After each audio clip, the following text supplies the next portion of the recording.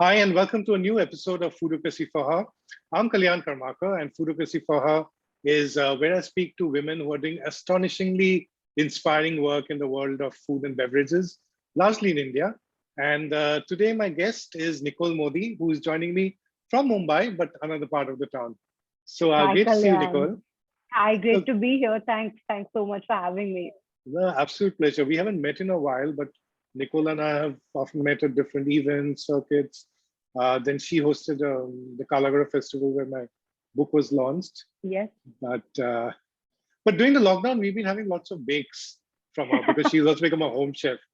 And so Nicole's Parsi, like Kana's my wife, and the Parsi New Year's on Monday, and Nicole's doing these amazing things. She's doing Lagane Custard, which is a Parsi wedding dish, but she's doing a cheesecake, right? Yes, I am. So what has basically happened over the lockdown is I started baking last year in May, making sourdough chocolate chip cookies, which was Oh really my God, fun. I need to stop you over there. And there's a reason why, and there's a reason why we stopped ordering them because they were just too divine. You know, the sourdough chocolate chip cookie. She was also doing Yeah, cheesecakes, but ordering that was a bit of a issue, but from distance at that point. yeah. But those chocolate chip cheesecakes, and she started, Nicole, if I remember, when there was hardly any desserts and all that happening There because of the was lockdown, right? there was nothing. I started on the 22nd of May. I think Me, yes. WeFast had 2020. just come up. It was May Yes. 2020. So WeFast was like a couple of weeks old. There was all sorts of chaos. I used to double wrap the cookies in 2 layers of newspaper and then put it in a bag because we had no idea how COVID was transmitting. So, Oh God, this was an yes. extra layer of Yes, yes, sanitization. You yes. can rip the package outside the house and then bring it in. It was all sorts of crazy. Yeah. But And, yeah, and it Nicole, started. but there was also a sweet Parsi touch to Nicole, the welfare state bit, because sometimes if I place an order with her, and if it is not like emergency, I need a cookie right now, then she would say that, okay, look, I have a friend or someone coming to Bandra or someone from my colony or whatever. Is it okay if I send it with them? You don't have to pay delivery. I said, why not? Yeah, that's Like that. So I'll always tell you looking what. out for you, Kalyan. So I'll tell you what, this is May 2020, and this is like a dystopian world where suddenly we are Absolutely. locked inside by this unknown enemy, and there was nothing available. So you had to cook, you had to wash, you were living the first world life. So and we can't bake. I mean, yeah, I mean I love cooking, but not baking. And Yeah. Kana's my wife. She loves desserts, especially dark chocolate stuff. I mean, so do I. I can't put all the blame on her. So when I saw Nicola's doing it, I ordered the dark chocolates and cookies, and my God, they were so good. They were so good, and that sourdough brought in that slight bit of sourness to it, and Yeah. the chocolate chips are like like our cat baby loaf, like very cuddly, and we did a few more orders. I remember there was one occasion also where I think we ordered a few more to give to people. And then Ah, we reduced our ordering bit because you couldn't have like so many cookies at one go, which you want. They were pernicious. They're evil, Nicole. They're mm, temptress. they are.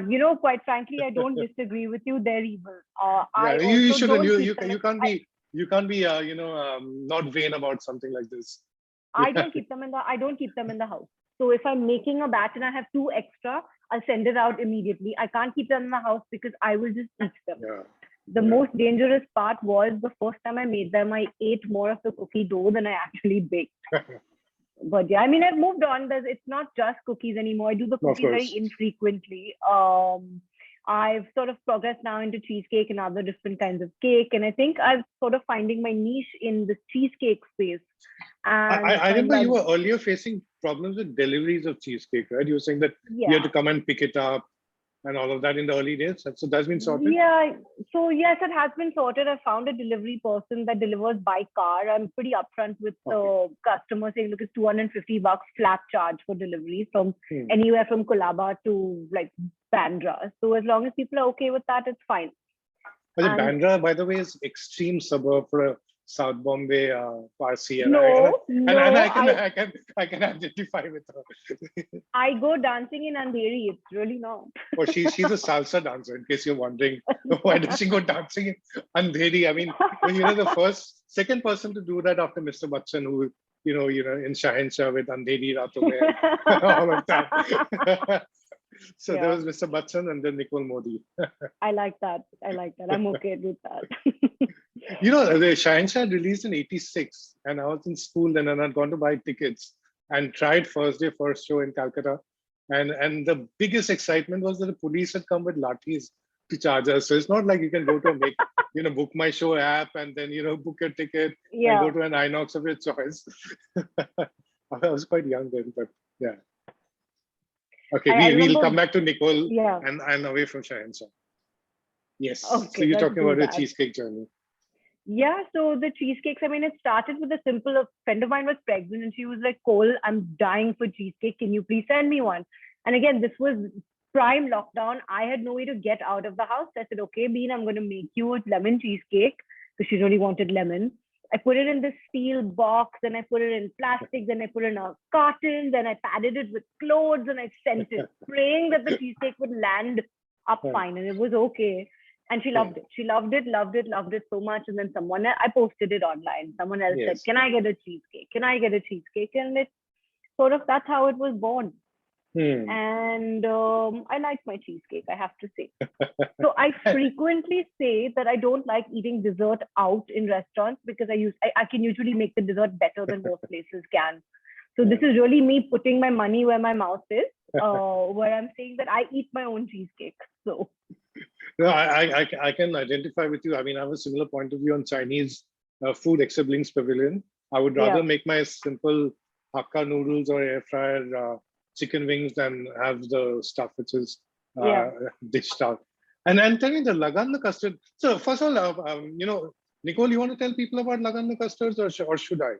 I didn't have a Parsi Lagan meal on our wedding, which was about 20 years back, a month or so away from there. So we had dinner at Gallup's and lunch at Starters and More. Starters and More didn't survive our wedding. Starters and More. Starters and More didn't survive our wedding and they shut down. Gallup's is still open and doing well, of course. So I think you should tell us about Lagane Custard. Yeah, sure. So Lagane Custard is a traditional Parsi sweet dish which is made with milk and egg. It's basically you take milk and you boil it down. And you reduce it till it becomes really thick and it releases all the curds and the solids and things like that. And then you add sugar and thicken it. Yeah. Once that's done, whisk up some eggs, put in a little bit of elaichi, which is cardamom, and a little bit of nutmeg. Mix that together and that's how you bake it. And it is the most light, actually it's not light.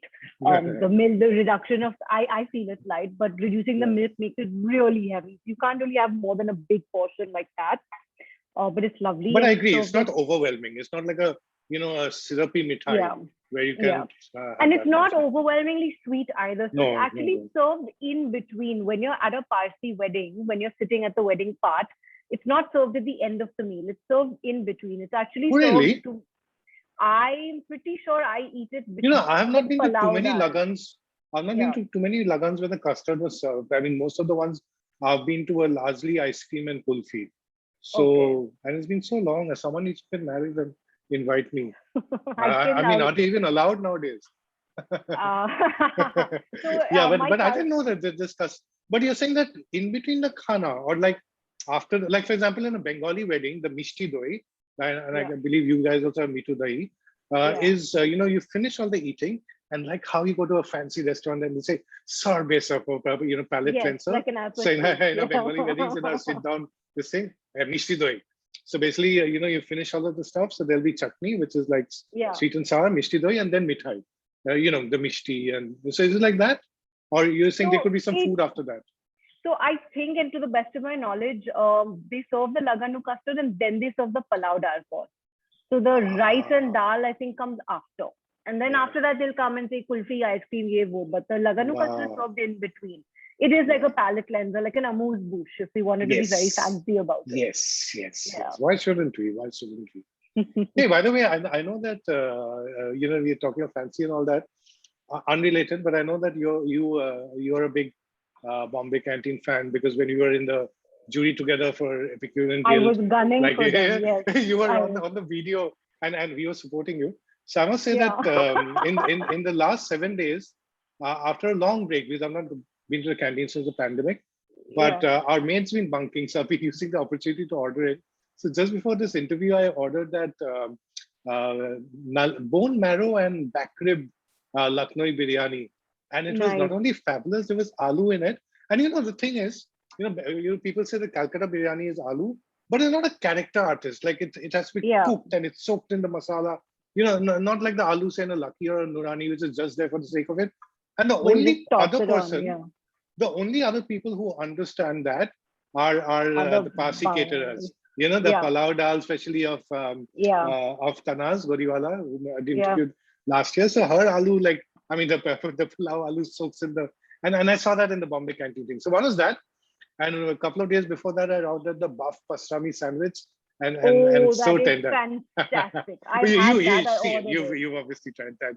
Isn't it I'm a fab? meat I mean, eater. It's fabulous. and I've rarely come across so tender buffalo meat, water buffalo meat. Maybe a Yeah. bit at Muhammad Ali Road and the Valibai Barandi and all that. But that is super stuff. It was Yes. yum. It was very, very good. Yeah. So Okay, it's so that's what interesting you happens when two talked food about the lovers meet. biryani. Yeah. So, Yes.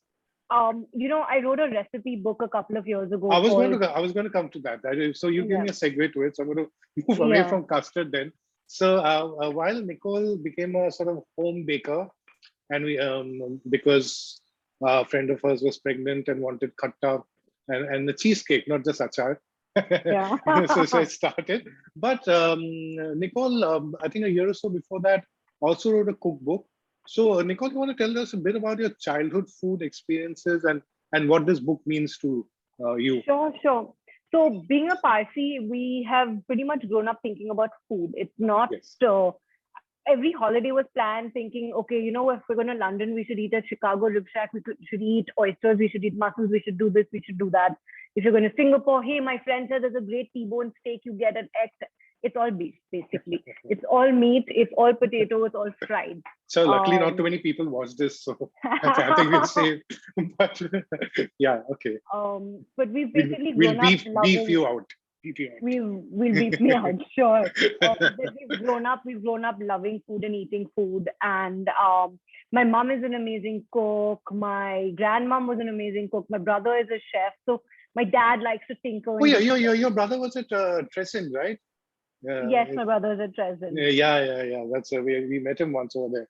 Great food happening over there. Yeah. So yes. Yeah. So that basically has carried on. I only started cooking when I was about 21 years old. I wasn't really interested in it before that. Prefer to just eat and criticize. But about age 21, I said, you know what, let me start trying, let me mess around and things like that. And the lessons I've learned as far as flavor and taste and profiles go from when I was a child have definitely helped me and carried me through. Mm-hmm. Parsi food is actually a blend of Western and Indian food. So, of course, you know the story, and I'm sure you've told your audience the story of how the Parsis landed in India. But go ahead. This is the right time to tell the story. It's a new year. Sal Mubarak. So about by the way, March is 700, Navroz. Huh? It's not March is not Parsi New Year. It's Irani New Year. But for the Parsis, it's around August. Yes, go ahead. Yes. So we landed in Sanjan, which is in Gujarat, and our leader sent a representative to the king, the Shah at the time, and said, look, we need refuge. We've been persecuted in Iran and we need to live in your country. And he sent back a bowl of milk, which was full to the brim, and said that just as this bowl is full, so are we. So if we add more milk, the bowl will overflow. The land can't hold you.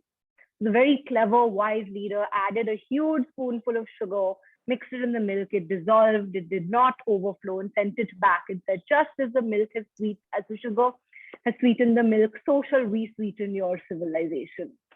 And the story goes that the Shah was so impressed that he allowed the Parsis to land in India and settle here.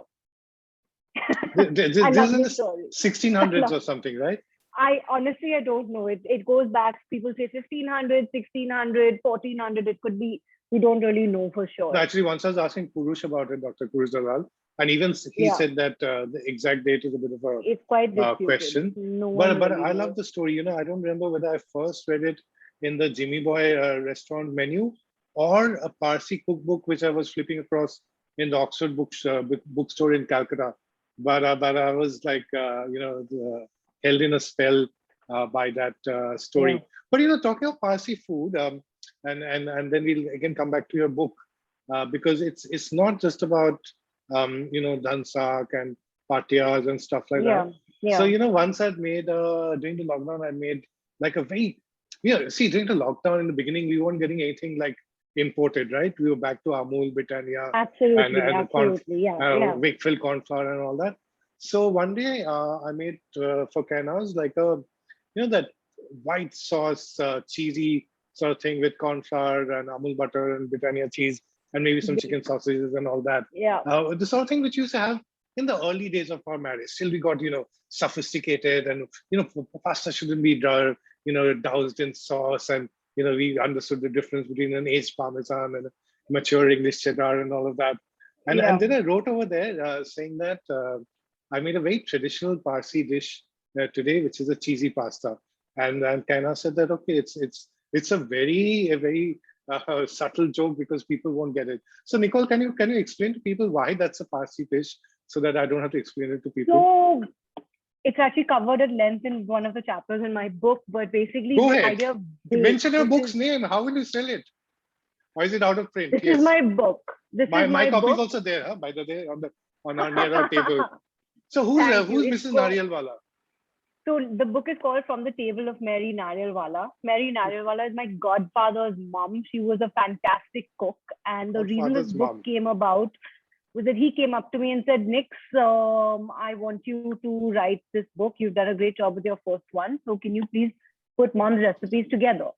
So I said, sure, absolutely. And that's how this came about. So it's a chronicle of the Narialwala family. It details their lives in the 50s and the 60s. It talks about the different influences that Parsis had in their food. It talks about the different kinds of food that existed. Do you know that you used to get oysters, like just oysters, fresh oysters in the 60s?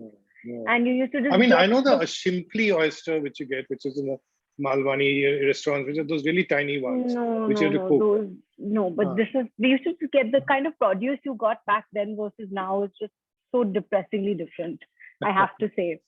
But so let's get back to the bake. Bake is basically, there's a lot of British influence in Parsi food. Yes. And the bake has actually come from the Brits. Just like the Gujaratis have introduced us to the concept of khatta meetha, British have introduced us to the concept of the meat. Actually, the meat I think we had from Iran anyway, but the bake is white sauce. White sauce is basically cheese, milk, flour, salt, pepper mixed together and corn fried, for example. In fact, Kaina's told me the initial recipe when we got married. Yes, correct.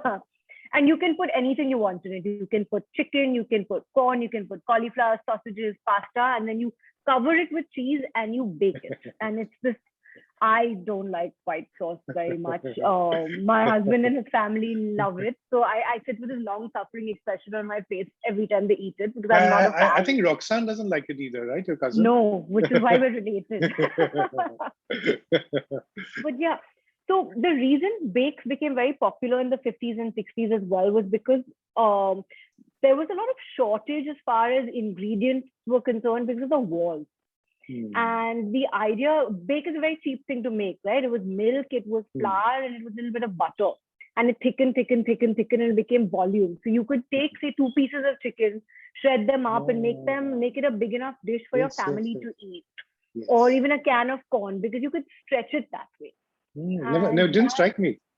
We associate bakes with clubs and Pedder Road Parsis and all that, but this didn't strike me, Yeah, so it was a very easy thing to make. It was a cheap thing to make, actually, where you could manage to eat on a budget and feed a family of 4 or 5.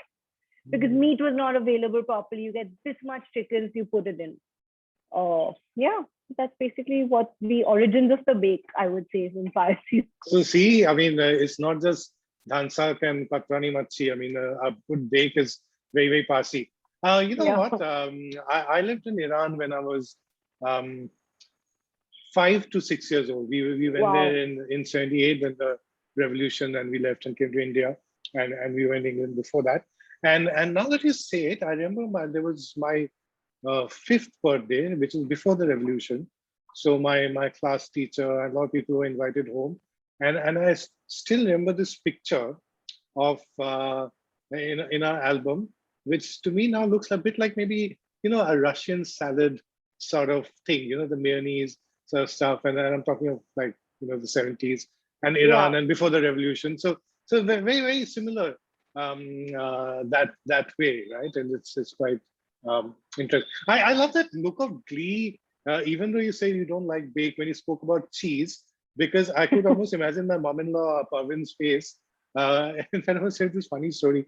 She was visiting us a few years back, and we were invited to a Chinese restaurant close by. So I said, okay, like, let's all go out. So she and I, we went, and we went through like different courses and stuff like that.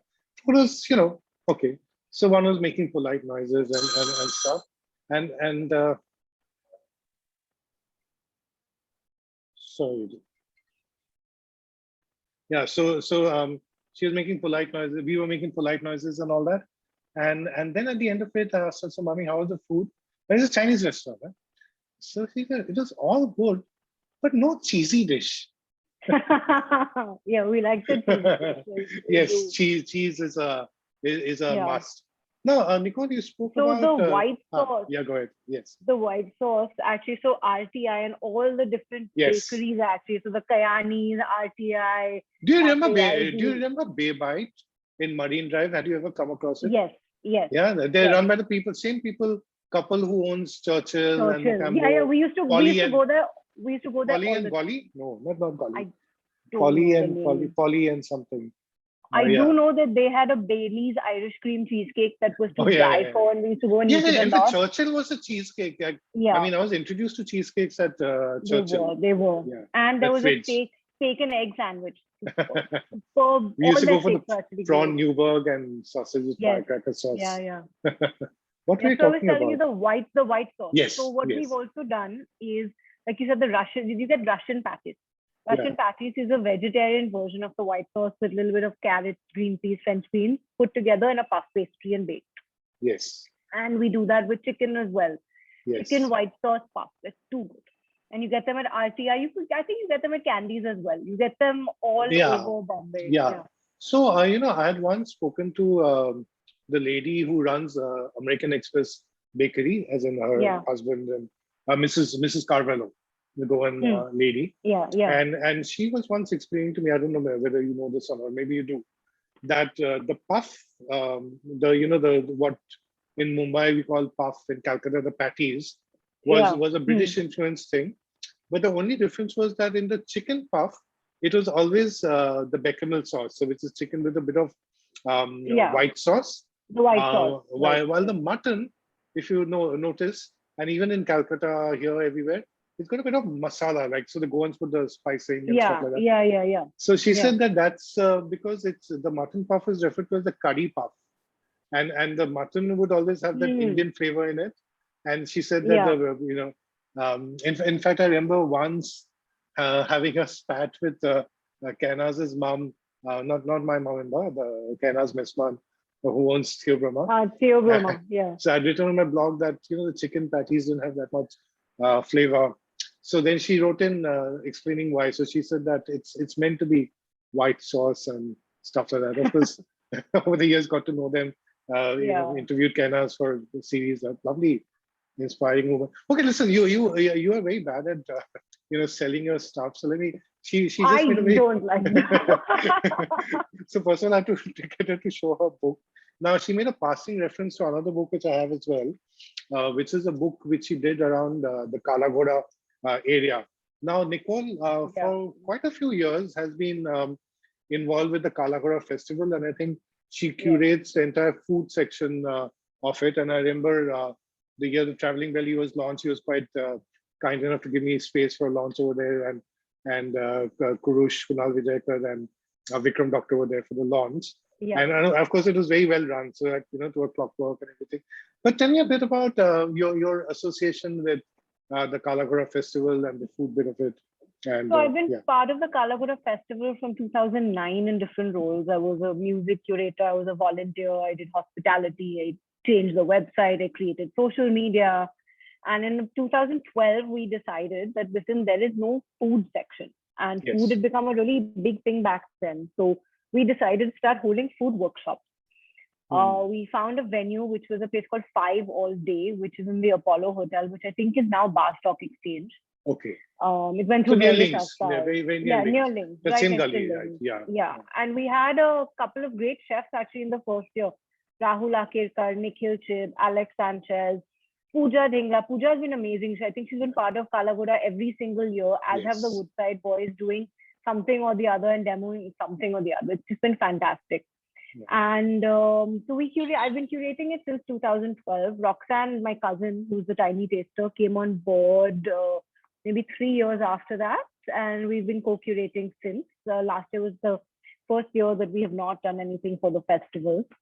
And in about 2015, we started doing food stalls. And that's actually where your book launched, Yeah. and it was the most successful year of the food festival. We had this gorgeous tent where we had workshops Oh, there, yes, and yes, we had yes. food stalls. Yeah, Yes. so I do a lot of food curation as well. In for fact, I remember the festivals. year before that, I had done a food culture work with Kriti, Yes, who does the Kriti. culture Yeah, heritage part. So, yeah. and it was a strange experience because I normally do food walks of 6 to 8 people if it's a group, or one person, 2 people. Yeah, this Here must have it been is 70 or 80 60, people. 70 people. First, there was a talk which I gave, and then there was some 60, 80 people sort of following me, and I had a Yeah. foghorn. And again, since you started off by talking about Mr. Bachchan, so if you remember, I don't know, like many Parsis don't watch Hindi films. My parents-in-laws did. Kainas doesn't watch too much, but if you remember those films in the 70s, 80s, there would be this. See, at that time, the dances would be at Juhu or Diamond Point and Yeah. and the hero and the heroine would be dancing, and there would be this long line of people watching. People following them. Yeah, Yes. and you would see that on screen. So why suddenly in a frame 2 people are dancing, we don't know, and why so many people are watching, we don't know. But when I was doing the walk, it was like that. I was walking this thing, and there was like a people. Yes. Yeah. So, but it's been fun, and since I've been curating the food festival for so long, 5 years in, we decided to do a book. It came about really casually. We were in a coffee shop, and someone said, "Oh, we have so many recipes, we could make a book." And I said, "Oh my God, let's do that!" And that's how the book came about. This is Flavors of Kalagoda. It's right next to me. There's never so at least some Flavors things of you have. Kalagoda. Yeah. I don't like pushing myself. I find it a bit So odd. I'll do it for you. Don't worry. Yeah. So this book, actually, the foreword is written by Veer Sangvi. Oh wow! And he very graciously. Oh, he did the cover thing of my book as well. Where the cover. The cover of the so that's a connecting between us. He's very gracious Bombay person. for the launch as well. So he launched the book on stage, and then we had a panel discussion with Rahul Akirkar, Veer, and Antoine Lewis, who was moderating. And I said the most embarrassing thing at that panel discussion is going to haunt me for the rest of my life. Tell us.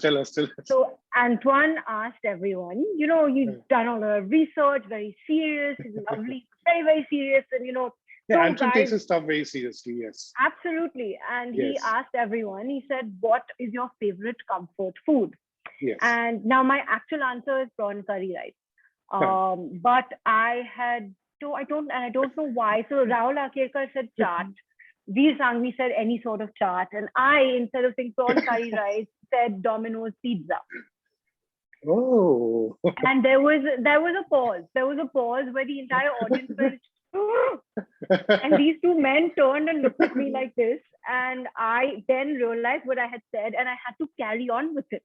And I said, there's this something about when you're hungover and there's a really thick, bready, cheesy pizza. And I kept babbling till Antoine stopped me. And I've never lived it down. And of course, my answer now is always prawn curry rice. But oh my God, I can't believe I said Domino's pizza. Any credibility I had just flew out of David's library. But listen, you had the last laugh because Meeraben, our silver medal winner in the Olympics, and the first medal winner this year, she said that Domino's. No, she said pizza. I think Domino's jumped on and said that I'm not sure why. Yeah, she did say lifetime free pizza. No, she said pizza, and those guys came and said, "Oh, we'll give you free pizza." Then people got very angry, saying, "Oh, this is ambush marketing," and correct. Yeah, I remember that. But so that was wildly embarrassing. So I must tell you, I have my own Rahul Akirkar and Veer Sangvi story, which didn't go into an embarrassing thing, though it could have been. So I was with the India Food Network then, and at that time we used to do this chat series using Google Hangouts called Adda with Kalyan. So way before Zoom and all that. So we decided to do one episode, which is on food reviewing. So I invited Rahul Akekar, who again is very, very gracious given his stature, and immediately said yes. And I'd just begun working with V Sanghi on Easy Diner, writing for them. So when he got in touch with him, he said yes. And I think the third person was Purvi, right? Who was earlier with the Pao, what is that? Daily Pao. Yes, Purvi, right? Is a Purvi Mehra. Yeah, Purvi Mehra, yes. Who? I mean, sorry, I mean, I couldn't get her name right now, but I quite regard her very well in terms of the reviewing which she does and stuff. So and I must say that like the other two were like icons, and she held herself very well, as she should. So the thing was that just a bit before that, Veer Sangvi had gone to Indigo, which had opened in Delhi, and then had ripped it apart in his brunch column because of the reservation issue and all of that, as in not 33% reservation, but the table reservations and all that. This is before Easy Diner had opened. So so that is what I had in mind when I invited the two of them. And it was very cordial stuff. Like Rahul Akekar gave his point of view, we gave his point of view. And the people who ran the company after that were very upset with me because they wanted me to do a Arnab Goswami sort of, get them to fight. But just have Domino's pizzas and chill. The Domino's guys, you guys have a lot of money. Like you sponsor, you sponsor Nicole, you sponsor us. I feel like I'm going to get a call being like, yes. Yeah. Remember your friends then. If nothing else, send some free garlic bread. I tell you that I started making bread a lot more seriously in this lockdown. Everyone's like, oh, you should sell bread, but one, I refuse to. It's exhausting to make it. I'm not really comfortable with it yet, but I've been dabbling at home making my own pizza for years now. And we got really good at it over the lockdown. And a couple of months ago, we decided to gift ourselves a pizza oven, which is sitting. It's a portable pizza oven. It's wood fire, charcoal fire, or gas. It can take any. And it cooks proper pizzas. So if Domino's calls me, I'll be like, hey, I'm supplying you pizza. But it is fantastic. And it's our new toy. You can carry it everywhere. It's tiny. It's like a beetle. It's this big.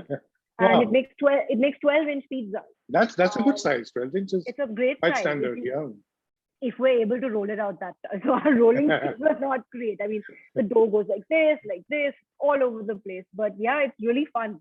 I think my eventual goal is I'm going to have to open a cafe/bakery with a bookshop attached to it. I think this has been my goal since I was a kid in different avatars, but I will make my own bread. And someone can do the other food. My brother can do the other food. What does he think about your desserts and all that? So my brother, he's not a big dessert fan, but he loves the cheesecake.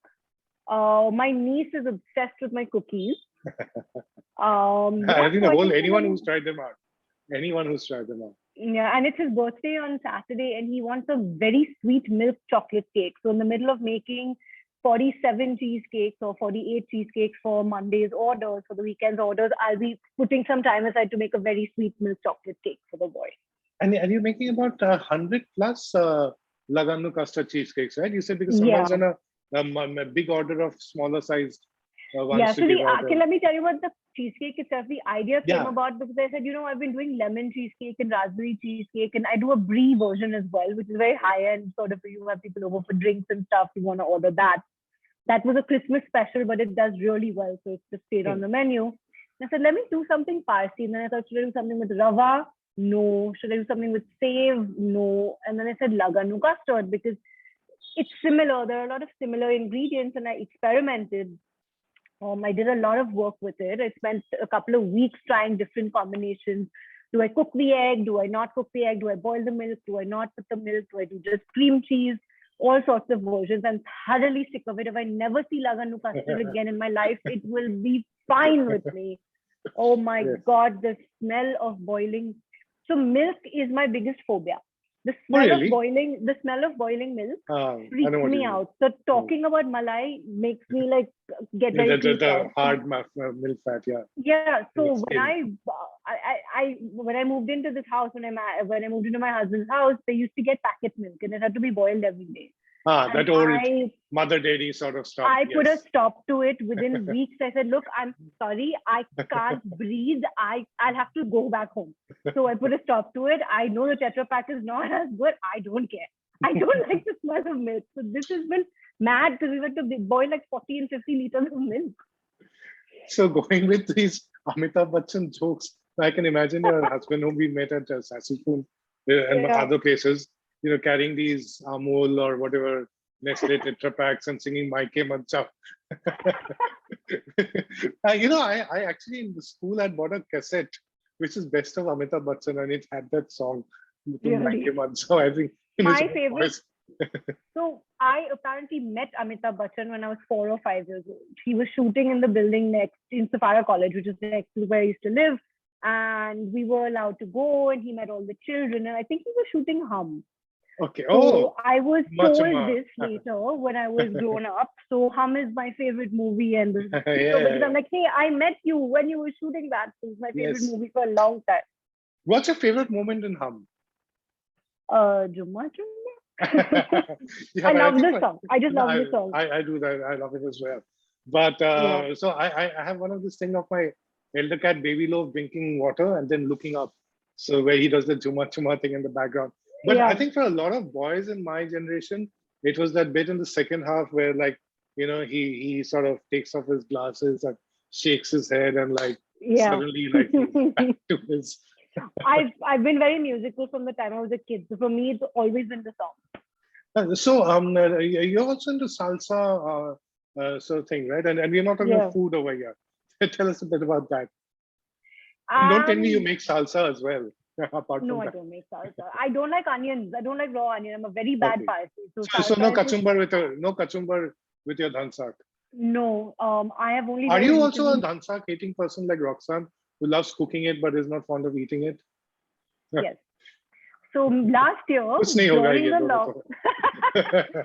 last year during the lockdown, I was craving it, and I'm not sure why. I thought I was pregnant, but I wasn't, etc. I was like, why the hell am I craving dhansak? And I was desperate for it. Desperate means desperate. So my friend Ria, who runs a company Baked by Ree, who's also fabulous. In fact, she's one of my friends whose dessert I eat and I refer people to a lot. She sent me very kindly because Tanaz was supplying dhansak and stuff to Khushubag. Yes. So she lives next to Khushubag. So we fasted me like tubs and tubs of dhansak through the lockdown. It was And fantastic. Tanaz makes a really spicy dhansak. Huh? And then Roxanne sent me dhansak once as well. So I was just very, very happy. There was no way I was making it myself. I remember both of you and Roxanne talking about it in the live which you do for West Side. Yes, that we did series which talk you- about that. Yeah. Okay, now tell me about a bit about Comida World, which is your company agency. What is Comida? Is it something to do with the dragon, King Comida dragon, or something? No, I wish. So Comida means food in Portuguese. It is the name of a company we came up with back in 2013 when we wanted to do food workshops that were paid, and we just called them Comida. And those were quite successful actually for a year. And then we said, okay, it's run its course. Everyone's doing them now. Let's stop. Yes. And when I left my mainstream event management job and decided to go into food curation in a larger way and marketing and doing different sorts of things, because marketing is actually where my background is, I said, I'm going to stick with the name Comida. And at that point, I said Comida Communications, but that's a bit mouthy. I think and Comida then World's pretty cool. It my sticks in your head. hashtag. It's my hashtag. It's basically, Sticks in my view of the world is through And food. it's a conversation starter because I'm sure I'm Yeah. not the first person to ask you what is Comida World, right? Yes, there's a highlight on my story on Instagram saying, what is Comida? Because everyone asks me this question. Yes. So it's Because basically you also did that big event, right? XXX. X Food Festival. Yeah, where there was this indigenous food from different parts of India and the spicy stuff. So Comida is what I basically do a lot of work under. So one is right now it's the name of my bakery because again it's my hashtag. I also do a little bit of writing consultancy. So people want to write recipe books and things like that. I help them with that. And there are like different courses, different ways you can do this. So there is the shorter version where I can just give you a one-off session, or we can work together for a little bit. I can also do from start to finish. That comes under Comida World as well. Food writing, so that is really purely just for myself. I don't really publish it anywhere. I just write. One day it'll be a book. And, nowhere, not a blog or Instagram or nowhere. I started doing a blog, but I stopped doing it, because then what happened was that I wasn't able to stick to the point. Oh, my little Nimki's woken up. Who's woken up? Little Nimki, my cat. Say younger cats. My younger cats. Yeah. Yes. Oh, you were talking about blogs. I started doing a blog, but I mean, I write, and eventually I will put it up somewhere, but I haven't decided where and what. I'm working on an ice cream book right now, so there's a lot of that. That will come under Comida World. Wow. So what's an ice cream book? Like recipes of ice creams? Recipes. Wow. So, okay, now listen. Stories, everything. So basically the book has to be personal, right? Very much like your Traveling Belly book is extremely personal about you. Yes. The way my Mary Narwala book has a lot of story and a lot of people behind it. This one will be as well, because there are umpteen books already written about ice cream with umpteen recipes. It's not going to be highly complicated, 17 ingredients into an ice cream maker sort of thing. It will be story based. Yes. Okay, listen, I got this segue to ask you what the question was meaning to, because Nimki walked in right now. He's sniffing the flowers over there. I'm just worried he's going to, his favorite thing is to go there and knock off the water receptacle of the Nespresso machine. Okay, listen. So you've also become a bit of a cat, kitten, angel, so to speak, during the lockdown, and that's where we have a bit of a connect. I mean, I'm no angel. Yeah. But I think both my wife and I, we've just fallen in love with cats. Roughly, I mean, for me, November 19, when I first met Loaf, our elder cat, and I disliked cats. Okay, he didn't hear, thankfully. Yeah. Okay. I remember you telling me that. I love dogs. I remember I told you that bring him into the house, and you said Kainas will never allow. So Kainas was never comfortable with pets, and now, like we have Nimki lying on the bed, Loaf on the other thing. Yeah. So tell me a bit about your cat story. I've grown up with cats. I've always had cats. They used to be Siamese cats. I got when I was 6 years old, I got a cat called Toulouse. Then my brother got a cat called Cleo. They were a matched pair. When they died, we got 2 more Siamese cats. One is still alive. She's 19, touch wood. She's old. She's all gray now. She doesn't have any black and brown left on her. She's just cream and gray. Barely sees, but she yowls for food. It's amazing. And when I moved to this house, there were no animals. There were no dogs, no cats, nothing. And I started looking after the cat. There was a kitten outside in my lane, and I started feeding it. And one thing led to another. One kitten became 3 kittens, became multiple cats, etc. Because there's also like a garbage collection area outside. So there are always cats there. So I decided to just start feeding them once a day and things like that. And after they became a lot more, because there were female cats and then the males came, and it just became a community. When it hit about 10, I said, let's spay, let's nip this in the bud, otherwise we're going to be run over by cats. That's very important to spay the cats. Yeah. So I have a fantastic vet in Teen Batti who looks after strays and stuff like that. So he's done 10 inoculate. He's spayed and neutered 10 cats. Okay, I'm listening to you and simultaneously giving her a neck rub to little Nimki. Little Nimki, there he is. Waiting. There he is, running off. Hi. Posing for you. Handsome spayed, boy. Very proud to. He's very proud to say he's spayed. Good. Bengali celibate boy all his life. So if I had my way, I would keep all the cats, but I can't. I know. Mine are jealous. So I did. A friend of mine picked up 2 kittens in November, and I fell in love with them. So we took them and we adopted them. And unfortunately, one of them fell out of the window.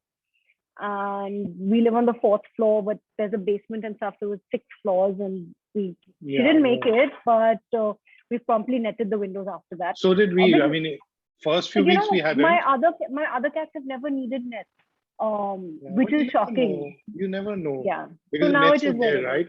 And Yeah. it broke our heart then, because we moved into this apartment because of the windows, Yeah. and we really had to be pushed to doing it. But then the second cat came in, and they both hang around in the window. Yeah. And I know that, we breathe easy. Yeah, my mine sleeps in the sun on the chajjas. So I mean, it is what it is now. Yes. But wish we'd done it a little sooner. I would have had 3 junglis instead of 2. You Yeah, so you I never know. basically There I might look be a after third the. around the corner. I people call me, there's an injured cat. What do I do? So I'm sort of in this sort of Malabar Hill area a little bit for cat lady, crazy cat lady.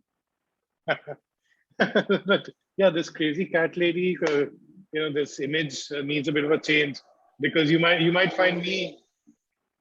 Oh, that guy should have a silencer. Definitely not a Parsi. A Parsi wouldn't have a bike without a silencer, Not right? such a loud one. Whereas Yeah. Parsis are very particular about that. So when I go for a walk on this little pavement, and there's a bunch of cats over there, starting with one whom we named Small, who's not Yes. very large, not small anymore. And there's Scooby, there's Sushi for a while. So you might find this guy in shorts and t-shirts and sneakers, wearing a mask, and standing there, and he's just talking. It's me, Yeah. of course. And now I don't know if you realize that he's talking to the cats, which that'll sort of relieve you a bit, versus him talking to I himself. I do that too. So I actually have to give my dog a lot of fresh food. And when I have Theo. leftovers and things, So Theo. your So dogs when and cats, they don't have a Tom and Jerry sort of not at moment? all. So Theo is a cat harem. When he walks out, all the cats walk with him. It's very cute. Oh. He's not bothered. He's grown up around cats and he's very, very Hmm. social. So there is no issue really. So I used to have, when I was giving them wet food, you can't just throw wet food on the ground, right? It just goes Yeah, everywhere. yeah. For I had all the these little cans, like takeaway dabbas and this and that. So I had a tray, and my husband thought I was insane because I would put individual portions and then we'd go with a tray to serve said tray cat. He's like, what are you doing? But it is what it is now. So Nimki, whom you saw, he was born last year, and during Yeah. the rains, and we took him in after 2 months when we got his mom spayed. Yeah. 2 months or 3 months. We got his mom spayed, and then mom unfortunately didn't recognize him. So now mom stays in the staircase and him in our house. But I remember I used to Yeah. go to feed the mom, and then Nimki would also sometimes come when he grew up a bit. So it Yeah. would be raining, so I'm holding the umbrella over me and the two mom and son, and we were all Yeah. eating and stuff. But it's so wonderful, isn't it? I mean, it It is. just and it completely changes your life, which also means you can't just jump when you see an offer and go off on a staycation. But take it. Oh, you Yes. can. Look, I put my cats in baskets and send them to my sister-in-law's house. She does the same. So Ah. she has a cat as well. She'll put the cat in a basket, send her cat to me. As long as you keep them in one room, it's fine. 3 days not going to make a difference. So far, what's happening is my mom-in-laws come over, and we have Yeah. our neighbors, Erika and Zia downstairs, who come and check out them. Yeah. The French Ashwadi come sometimes. And the funny thing is, like, we didn't have pets. So everyone in our family, my side, or Kenaz's mom-in-law, aunt-in-law, everyone were like, why are you keeping them at home? Are you sure this, that? Then they meet them and they fall in love. So Yeah. it's okay. Listen, I want to ask you one question before I sort of end up, and I'm going to leverage on your experience, both as someone who's as an event manager and curator, you've seen brands grow, and then you've grown your own brand as a home baker in the last year or so. Any tips for people who want to start out, or who are starting out by themselves, who just feel a bit overwhelmed to do things alone? Because while Nicole has worked with big brands and stuff like that, but her own Comida Bakery uh, is like completely her own baby. So Yeah. yeah. So any words of advice on that? So I would say that you have to start very, very slow. I, for example, on Instagram only created a Comida World Instagram handle a few months ago. I have been using my own personal page for it. And it's only in about December when I realized that maybe I should segregate it in case I want to take this in a different direction that doesn't work for my personal page. Start slow. Don't do more than your capacity. It's very important. Like if, for example, when I first started making cookies, I could only do 1 or 2 batches a day because I was not able to physically do more. I had no help. I had to wash, I had to clean, I had to bake, I had to Yes. package. Yes. I had to do everything, right? So I wasn't able to do more. I think your husband With also helped you a bit with something. little bit. Part of little bit. I like the way you specified that. Okay, yeah. Yeah, because he'd be like, babe, I have to work. What is this? But he did help. In fact, like we have spent nights, and I recently did a batch of cookies for a couple of weeks as well. We spend nights watching TV with trays on our laps, rolling cookies. Because you're making 5 and 10 batches in bulk. That's the biggest pain with cookies.